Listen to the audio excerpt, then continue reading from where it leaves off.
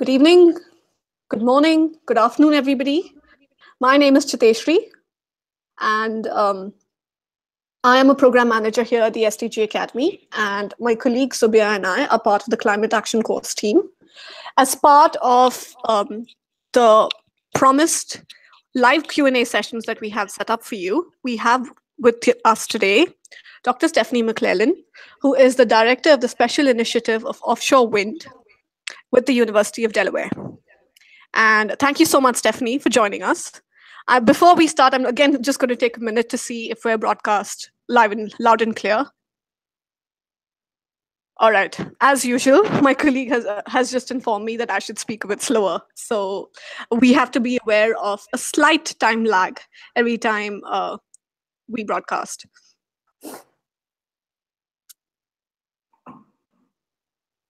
So anyways, thank you so much for joining us, Stephanie. And I hope I can be heard to you loud and clear.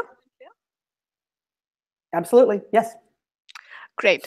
So Stephanie, as we begin, I just wanted to say, could you tell us how you got involved with the SDG Academy and part of this climate action course, and just give us a little bit of a background, apart from what we already know, about your vast experience in the wind policy area and as well as with renewable energy.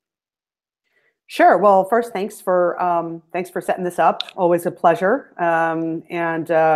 Yeah, as you had said, I'm the director of the Special Initiative on Offshore Wind at the University of Delaware. And what that is an independent program that is funded completely by private foundations and philanthropy. So it's not actually a university program. We just happen to be housed at the university. And this was the brainchild of some folks in private foundations that really saw the need for there to be kind of a program that could work at the intersection between policymakers and between industry to try to really get offshore wind moving in the United States. We started and launched this in 2013, so I can't believe it's been that long. But back at that time, we had, in the US, we had no pathway to really any kind of a sizable or scalable wind industry while it was thriving in Europe. And so there was how do we get this moving? So I was tapped to get this started because of, as I said, they wanted us to work at the intersections of policy and of industry. And I had been working in both in offshore wind. So I was sort of a natural fit to be a broker to speak between both of those interests. So prior to launching this, I had been the director of outreach and strategic initiatives for a Google-funded proposed project that would, it was an offshore transmission project for offshore wind that would move 7,000 megawatts of offshore wind off the east coast of the United States. So there I was able to really interact with all of the industry players, the developers, because we were basically building infrastructure for offshore wind developers. So it put me in touch with and really gave me a sense of what it means to be an offshore wind developer, the financing issues, the expense, the uncertainty caused by policy. So I was always able to kind of walk, after having had that job, walk into a policymaker with that hat on, of having actually been in a role very similar to someone who's trying to build a wind farm. Prior to that, I had been the policy director for the governor of Delaware here in the United States. And Delaware was the first state in the US to have a signed contract between a utility and an offshore wind developer. So as I was the policy director for the governor, I got sort of tagged with, you need to be the point person and expert and liaison now on offshore wind on this sort of high profile project. So I was then in touch with all the network of all of the state policymakers in the United States up and down the East Coast, the federal policymakers working on offshore wind. So it was a really great fit to kind of bring my government hat and my industry hat and work in this initiative where we've really been able to engage with policymakers and provide, kind of be a neutral broker, sort of an independent analyst, but with a lot of practical experience, understanding their policy constraints, understanding the industry, say, how do we get this moving? How do we get policy moving that works for policymakers and works for industry. So that's what I've been doing for the past 5 years here in the US. Excellent. And as you mentioned, it's been since 2013 that you've been in this position. And the way I am a layperson, in the sense that I have been learning climate change and climate action as much as it is with this course. So, but the way I understood it, and even as part of your lecture, there has been a tremendous growth in just the last 5 years in the wind sector and in the realm of renewable energy as well. So perhaps in your experience, even in this timeline, how much change do you see, and what do you see as the future of wind potential? Well, excuse me, please. Yeah, there's been a huge increase, certainly between, I would say, 2008 to 2016, most of that coming in Asia. 35,000 megawatts of installed capacity, in 2015, just in Asia alone. You see, areas like, Latin America, for example, just increasing more and more and more, doubling their capacity every year in terms of wind power. Europe has had an early start and has remained very steady. North America is very much, how shall I say, a lot of peaks and valleys, and that has a lot to do with public policy and politics here in the United States. But I think what we see in wind power is certainly just a constant growth of the resource, of the use of the resource. And certainly a great amount of innovation, bigger turbines, more efficient turbines, and as I talked about in the course, really a move from just kind of, okay, here's how we know, we put wind turbines on land, we capture kind of low altitude wind. Now really looking at how we can capture much higher wind resources, much higher wind speeds, which will really, translate into much greater annual energy output from wind turbines and wind farms, and that would be over the oceans and at high altitudes. Thank you, Stephanie. So we got this clearly from the lecture, and as well as what you've just said. The real potential or the future looks to be offshore wind farms. That's also assuming, of course, that most countries need to have a feasible coastline. Yes. A coastline that would actually permit all of that. What are the options for countries that actually, firstly, do not have the capital to develop their wind power as much as, for example, the US or Europe? And the second is also, is there any other option that the wind sector is considering for landlocked countries as an alternative to offshore wind projects? Well, I'll answer the first part, and it really is, I'll answer the second part of your question first, and that is, wind power is not a resource everywhere in every spot, every space of the world, just in the same way solar is not.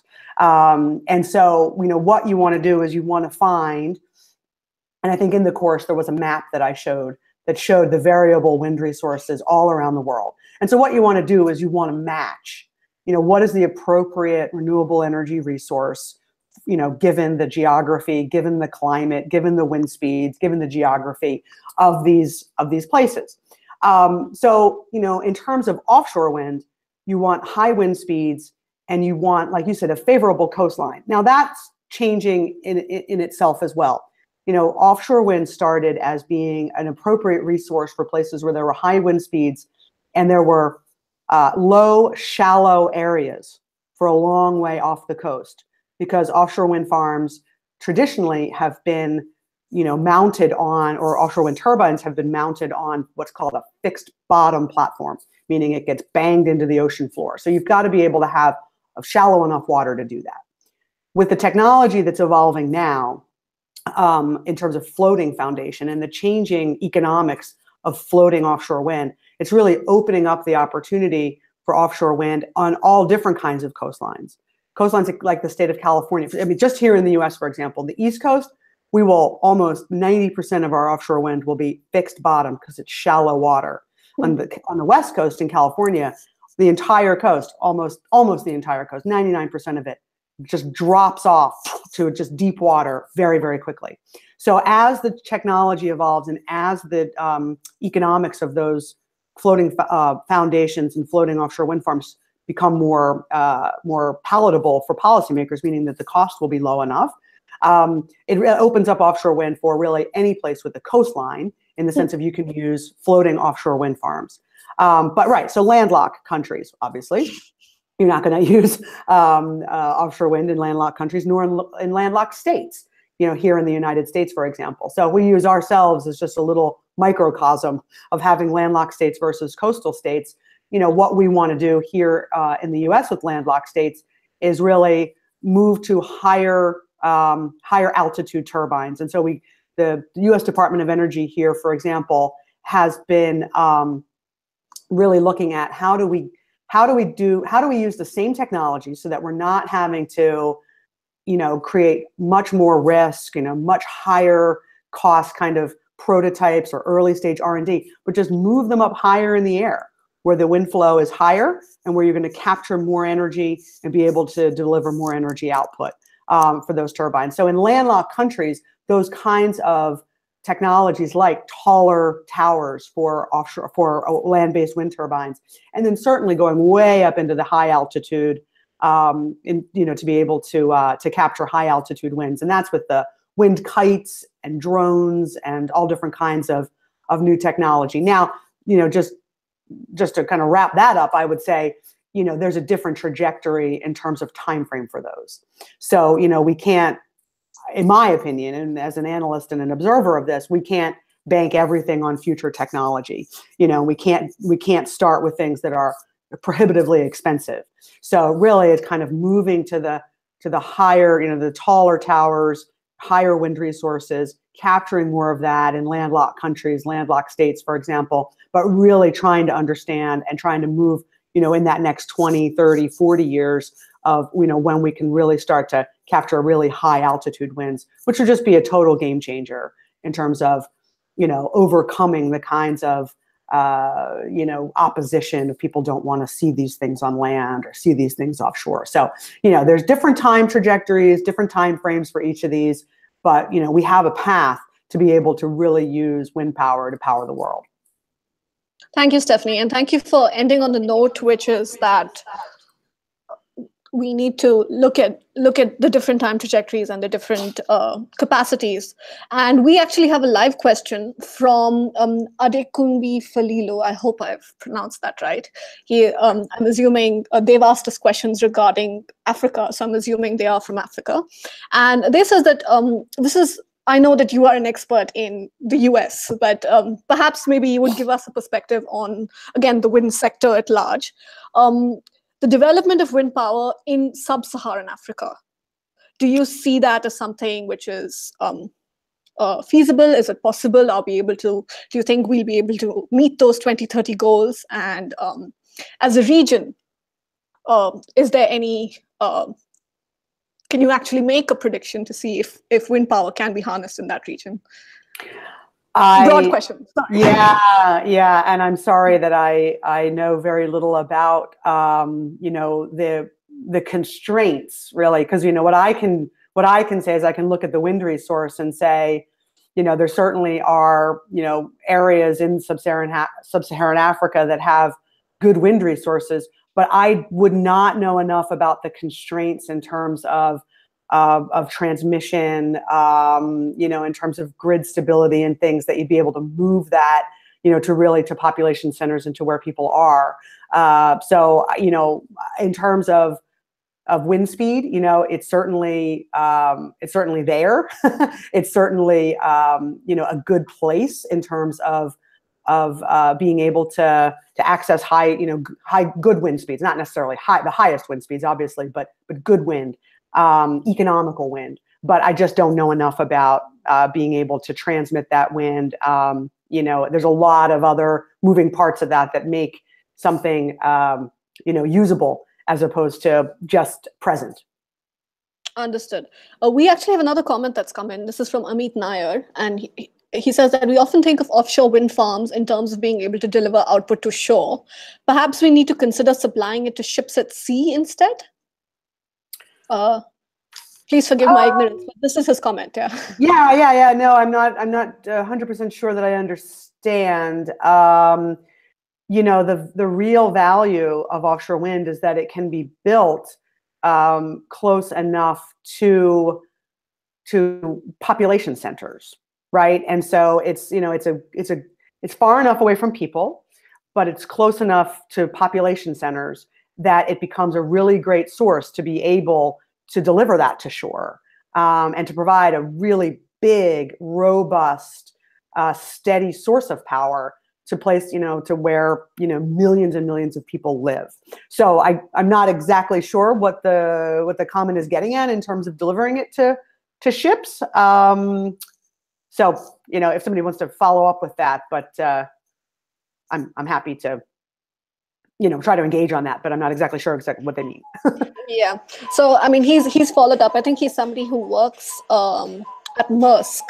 So he says that we already have some of our ships using Flettner rotors, and that's through wind power systems. But some years back, they would have thought this was not possible at all. Yeah. So I mean, it's interesting, as you said, that the developments of technology in just a couple of years has been so much that we see a change. And while we're on that, actually, there's another question that's coming from Dominique. And this says that what is the environmental impact of constructing wind power offshore as well as onshore? And does that balance out the various factors that we need to consider if we're looking at population density, availability of land, and in terms of the resources or input put in when we're constructing wind farms? Yeah.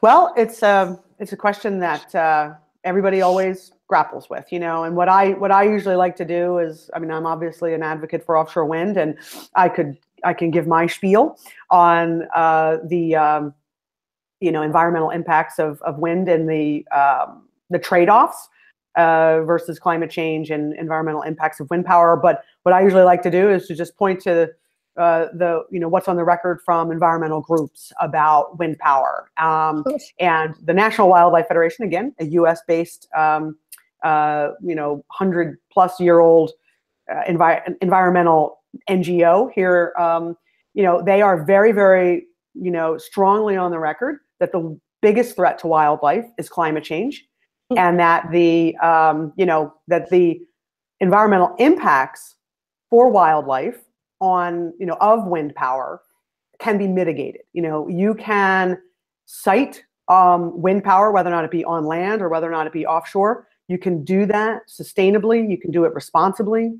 You know, again, you know, I'm not an expert in the regulations or the regulatory schemes in a lot of different countries, but here in the United States and certainly in Europe, there are very, very strong safeguards of, you know, where you site offshore wind, or not just offshore wind, but where you site wind farms.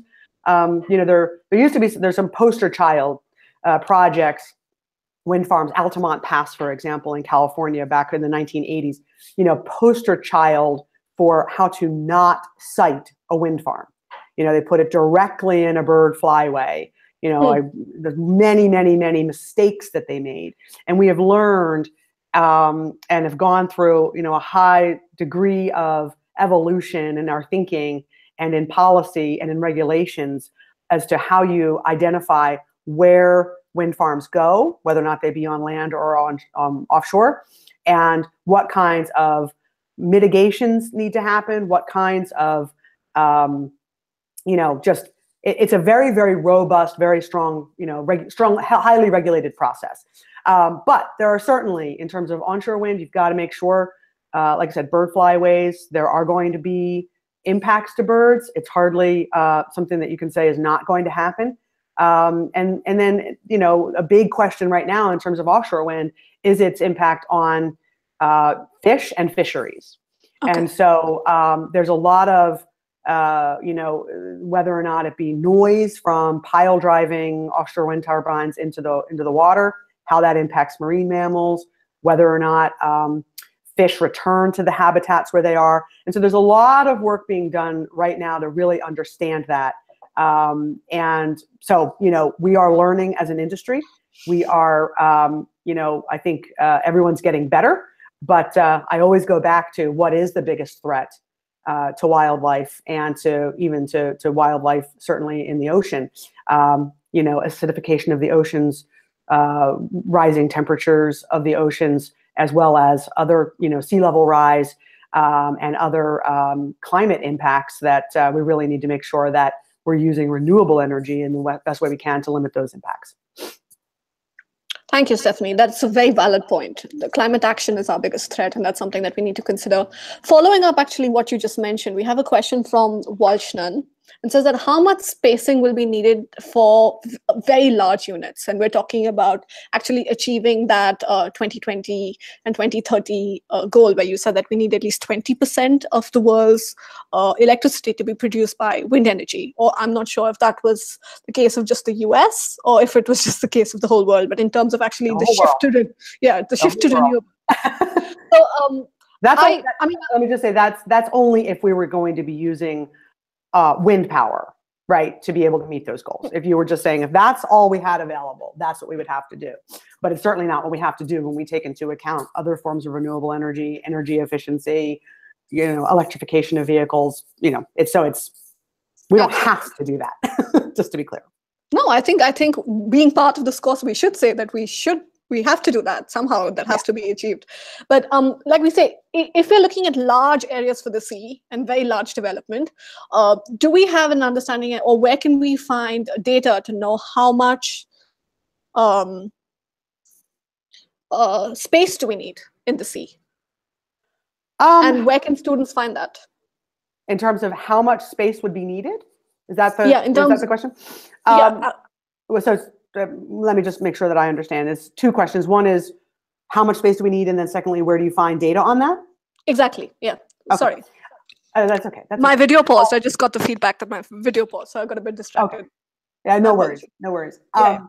So in terms of how much space is needed, I think we can just look at how much space is used for, projects today. So in the US here, we've got about over 1 million square acres of space leased. And that would yield about 15 gigawatts of offshore wind. I don't actually know how much space has been utilized in Europe.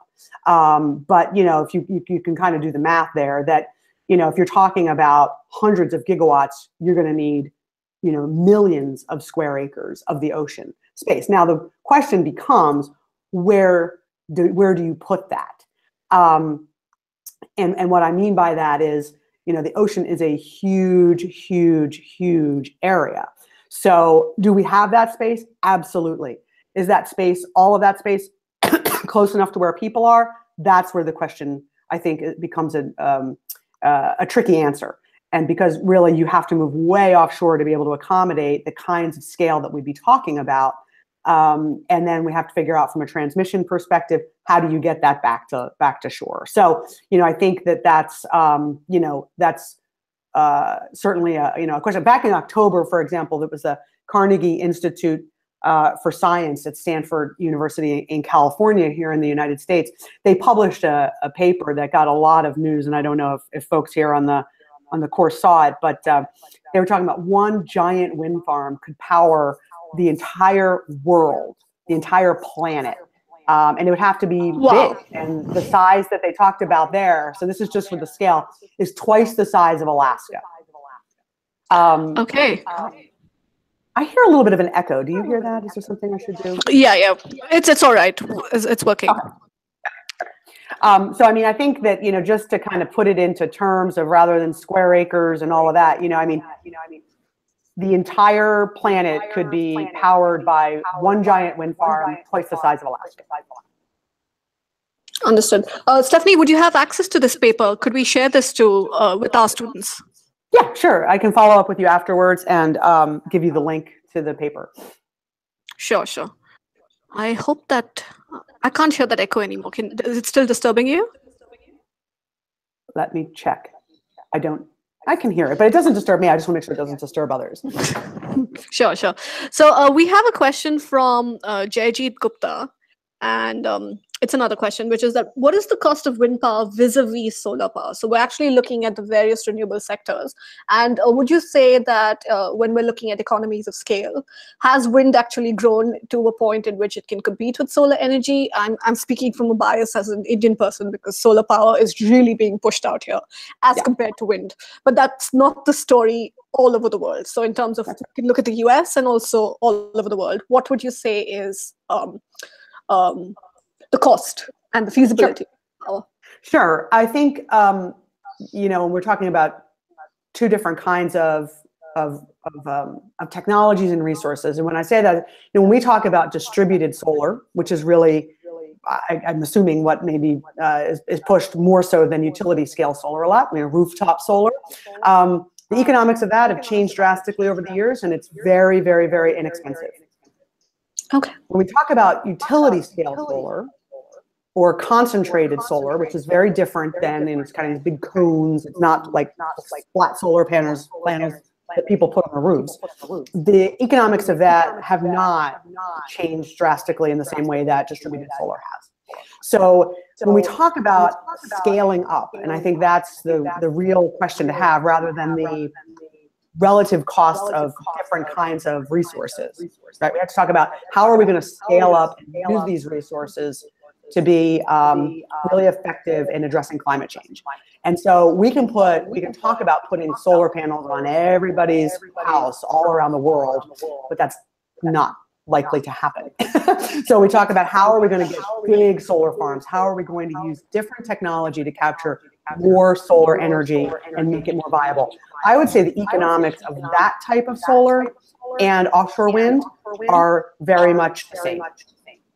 In fact, in the United States, you would say that offshore wind, I wouldn't just say, the economics show that offshore wind is actually cheaper than, large scale, utility scale, or concentrating solar. So again, it's not to say that one would be more, so much better that you wouldn't do the other. You need to do all of these things. But I think that we never want to just talk about what is the least cost renewable. And in fact, the dialogue here in the United States from a policy perspective has really moved from least cost renewables to what is the renewable resource that's going to provide the most value in a particular location. And I think that's a good way to think about it globally as well, and not part of the global policy community. So I'm sure there's lots of other issues here, but just from a really basic practical perspective, you want to think about what's going to deliver best and least cost source of energy that provides the most value to that particular region. And so I think, solar will win out in some places, and offshore wind will win out in others.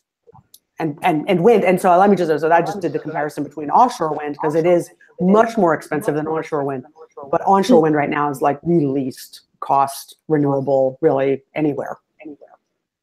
Okay, I did not know that, so thank you for that information. Sure.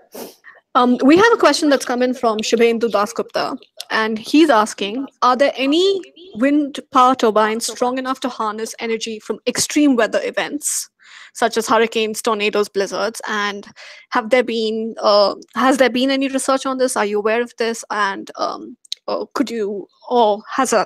is it next to impossible to actually even foresee that kind of energy generation?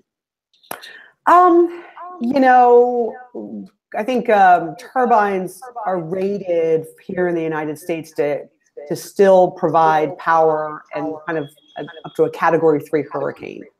But otherwise, they're just a matter of, they shut them down if it's higher than a Category 3. I think it's Category 3. It might be Category 4. But they would shut them down in a Category 5 hurricane and then be able to bring them right back on after that extreme weather event has passed. And what we found here in the U.S. recently with the hurricanes like Hurricane Harvey in Texas and some major extreme weather events is that wind power is the first resource to come back online. Now, whether or not turbines can be built to be rated to specifically capture energy out of those, I think it would not really be the innovation we'd be looking for. I think we'd be looking for ones that can actually continue to work during a higher rated, whether or not it's a cyclone or whether or not it's a hurricane. But they're limited. They're limited in their time, right? So it's kind of like, I just tend to think that, about the question is like, we want something that's going to provide steady output over a long period of time and be able to withstand extreme weather events, rather than something that we're building a technology that can capture high energy out of something that's very limited in time, especially given the nascent state of our storage, energy storage technology and our capacity to do that right now. Understood. Stephanie, since we had the course last year and this year, there has been a big change in US governance. You have a new president, you have a new administration. Has there been any major changes in the renewable energy sector firstly? And also if you could tell us if there's been any changes in the wind power sector in the US. And Laurie asked us if there are any implications of this current US policy on the development of wind power as well. Sure. Actually, we did the course in April of 2017. So we'd only had just about 3 or 4 months of our new administration, and now we are a year in. Yesterday, big news in terms of renewable energy here in the US, where the president imposed 30% tariffs on solar panels coming from outside of this country. So that could have a major impact on the short-term solar energy industry here in the United States. Whether or not it has impact on the solar industry globally, I don't know. But that's something that we certainly, this literally was just announced last night. So that's a big issue. In terms of wind power, we had a lot of concerns when this administration came into office last year. In wind power, there were a lot of negative comments made about wind power by the then candidate Donald Trump. The only renewable resource that he'd ever really kind of directly opposed was offshore wind, and that was a project that was proposed, built off the coast of Aberdeen, Scotland, off of this golf course. So we were really concerned. But the industry itself, we employ, wind industry employs, tens and thousands of people in this country. And, the states really lead the way, and the states have pushed back against any kind of opposition to wind power. There have been some things here to try to certainly promote coal energy. There certainly have been efforts to kind of look at, well, there were questions about, doesn't renewable energy make the grid less stable in the United States? That was a question. And it's not gaining traction. And so what we see is that states are continuing their own state policy.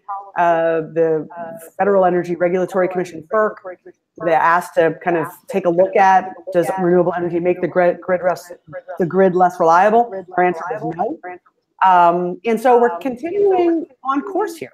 I think it's a lot more, I don't want to say doable or viable, but I think it's a lot, I want to say not a lot more. It's a lot less unpredictable than I would have said it was a year ago. We still have a lot that's very positive.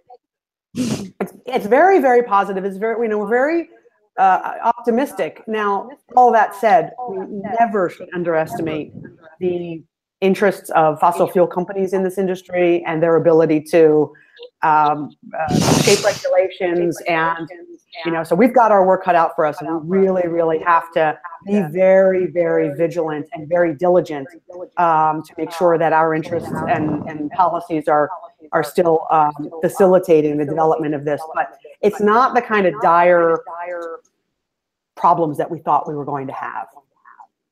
Fingers crossed. Fingers crossed. I agree with that.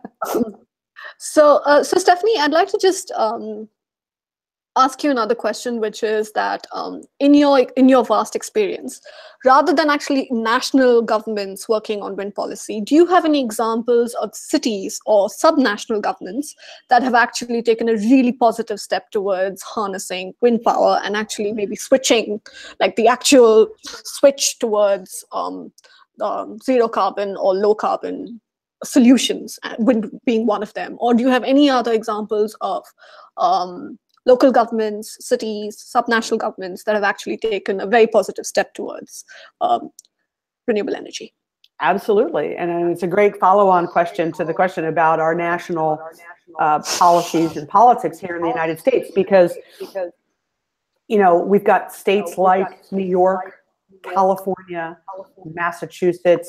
These are states that have always been leaders. If we think of them as subnational governments, so, you know, that they have always been leaders in energy policy. And we've always seen in the United States, for example, that the state level governments really push the envelope. They're really the ones that push innovation and push energy policy in a very different direction. So we have California, which is moving towards 100% renewable. There's not a piece of legislation passed yet, but there's one in the works, and this entire discussion in California is about moving towards 100% renewable. Governor Andrew Cuomo in the state of New York, he just 2 years ago set the goal of a 50% clean energy standard by 2030 for the state of New York, and now has directed his policymakers or his policy team to investigate what it would mean to get to 100% renewables by 2040. Hawaii in the US has already passed a goal, or has passed legislation that the governor signed, that they will achieve 100% renewables by 2040. So we can see these states doing this, and then also large cities. The city of New York, they already passed a goal, passed an ordinance that would move their city operations, not the entire city, but the city's operations to 100% renewables by 2030. Just for scale, I'm from the University of Delaware. The city of New York's operations is larger than the entire electricity demand of the entire state of Delaware. So it's big. You know, it sounds like, well, okay, they're only talking, but they're talking about, they're basically like an entire state's energy load. So yeah, these guys in the US, the states and mayors, are really, really driving, you know, commitment, making commitments to large-scale renewables. And I think, you know, we have certainly seen that in other Northern European countries like Denmark, like Norway. You know, Germany's got, I think, pretty aggressive goals as well. So, you know, I mean, I think that, you know, national governments can only do so much, and that it really is these subnational governments and leadership at a local level where, frankly, it's easier to get a lot more done than it is, you know, when you've got especially either national governments or international treaties, which I'm not saying aren't important. I think they're critical. But, you know, working at the local level and making sure that, you know, we're scaling up and scaling out is a really critical way to go. And it's happening. That's great. So when we're talking about scaling up and moving out, another crucial question, because I'm asking this in terms of your story. You teach and you work at the university, and you've also had the experience of talking and trying to implement things with government officials. So how important do you see, this is a more personal question, I guess, but how important do you see it's important for people who work in academia to actually get that experience, especially when we're talking about renewable energy in fields like this, which are so crucial, so new for most of the government or the public sector. Yeah. So how important or how crucial do you see the role of people like yourselves who actually work in academia to actually get that kind of field experience and probably come back and see this kind of, you know, marriage of field work and academia and just getting what your research is out there? I mean, do you see that happening, and do you find it's positive? Do you get disheartened sometimes? Do you get excited? Tell us a little bit more about that, please. Yeah, you know, I mean, I have always been, whenever I have been in academia, I've always had one foot in and one foot out. So when I was the first as a, you know, tenure track junior professor at the university, I was also a elected member of our county council here, you know, in Newcastle County, Delaware. I've never been able to stay solidly in academia. It certainly has its role, people doing applied research, contributing to theory, publishing in journals. But to me, you know, the real value of being able to have built an area of expertise is to use that expertise in practical ways. So it's not for everybody, but to me, it's for me personally, I can't do it any other way. Anytime I've tried to just stay 2 feet solidly placed in academia, I just find myself getting very antsy and I've got to go out and do something. But yeah, I mean, I think that when you ask about other people, yeah, I mean, my colleague, for example, at the University of Delaware, who's done the work on high altitude wind that I actually, use some charts from, she's working very, very closely with industry.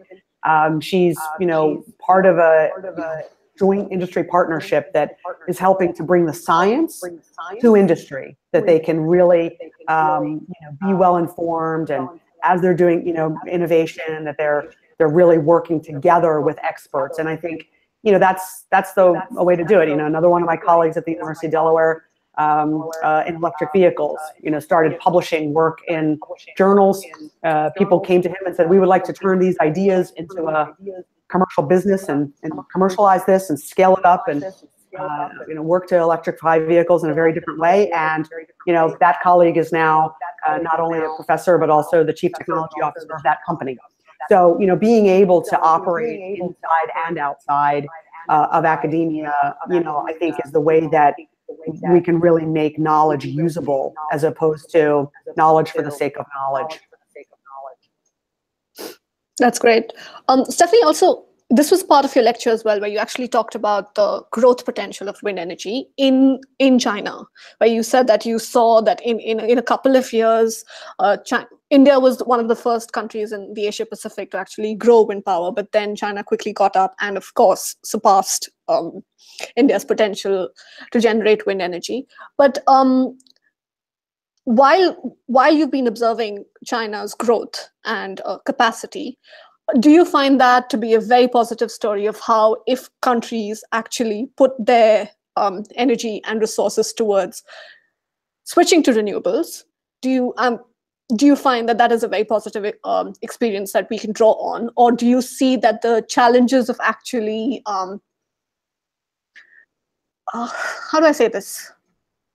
What, in terms of not just a country with the capacity and potential like the US, but various other countries in the world, how do we get that political will and that push, like how China's had, to actually grow these sectors in terms of not just renewables, but especially wind power? Because all these countries have very strong coastlines, have a new and developing industry. And it seems to be, as an observer, that there isn't enough capital being pushed towards this. And one of the reasons could be, of course, that there are vested interests by fossil fuel companies. But just maybe some overview comments on other countries. Sure. Well, I mean, I think that, well, maybe, I don't know, I'm not sure if I understand the question, but I mean, to kind of start with the growth of China and whether or not that is something to look towards in terms of other countries. I mean, I think you can look at countries like the UK, the explosive growth of their wind energy sector. Certainly countries like Germany, and then China really kind of blowing some of these countries out of the water in terms of their growth of their renewable sector, especially offshore wind and wind power. And what I always look at there, what is it that was the driver of that? And so you can look at it in terms of capital, but we can also look at it in terms of policy drivers that direct capital in one place versus another place. And so the Kyoto Protocol and now Paris, those were very, very important policy drivers when countries made commitments to climate change. And when they actually, signed on paper, we're going to do this, then they start to direct and move capital in different directions, and capital investment in different directions. And that happens here in the United States as well. So it's not just that we're, rich countries that have a lot of capital, that can invest a lot of money in these things.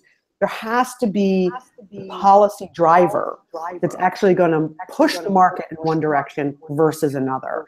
So, you know, I'm not an expert in the renewable policies of developing countries, but when we talk about how do we direct capital there, how do we move capital there, it's ultimately, in my estimation, about, is there a market there? Is there a sustainable market there? And is there a large market there? And if there's going to be a large market for a product, or a resource, for a technology, the capital will follow those projects. And so, you know, I mean, I apologize, I'm not an expert on some of those issues, but that is, I think you can see how these policies and how these build outs and scaling up and use of certain technologies has followed commitments and market visibility. That is very true. Actually, your lecture described that really well when you actually showed us in terms of how the growth and the need for a market, and also then policy to follow the needs of that market. We have another question that's coming from Alex, who says he lives in a country with a lot of wind farms. Unfortunately, he hasn't told us what that country is, but he says sometimes we generate too much wind power and the grid pays suppliers to not deliver that wind power. Yes. What can be done to mitigate?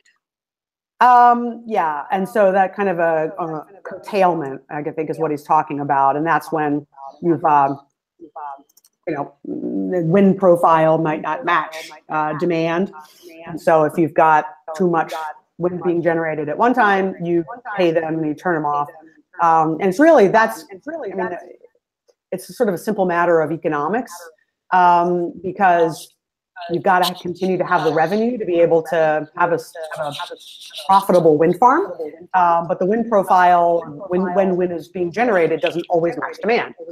So, you know, I don't know that it's a problem in the sense that at the end of the day, you're getting wind energy, and you know, the power purchase agreement. It's not as if you're paying somebody for something that they don't deserve or didn't earn.